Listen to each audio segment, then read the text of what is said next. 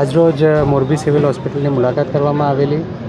જિલ્લાના વિવિધ પેશન્ટ્સ અહીંયા આવે છે અને વિવિધ સમસ્યાઓ સાથે આવે છે. એમના સાથે પણ વાર્તાલાપ કરીને એમના જે ઇશ્યુઝ છે જાણવાના પ્રયત્નો કર્યા.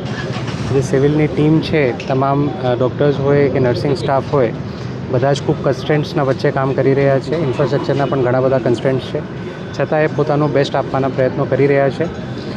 હજુ પણ ઇમ્પ્રુવમેન્ટની અમુક જગ્યાએ આવશ્યકતાઓ છે, જેના માટે અમુક સૂચનો કરવામાં આવ્યા છે.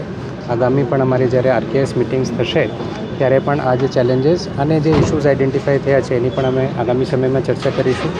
ધીમે ધીમે સર્વિસીસનું સ્તર વધે એના માટે તંત્ર દ્વારા પ્રયત્ન કરવામાં આવશે. સિવિલ હોસ્પિટલમાં કોઈ મશીન લાંબા સમયથી આવ્યું બંધ હાલતમાં હોય એના દ્વારા હા, અમુક કિસ્સાઓ ધ્યાને આવ્યા છે અને એમાં ઝડપથી રિપેર થાય.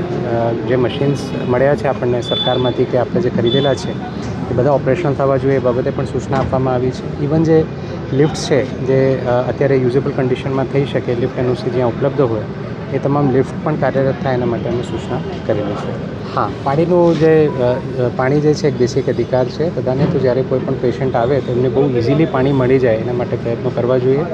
અત્યારે જે પાણીની વ્યવસ્થા છે વધુ સિટીઝન ફ્રેન્ડલી બને એના માટેની સૂચનાઓ કરી છે.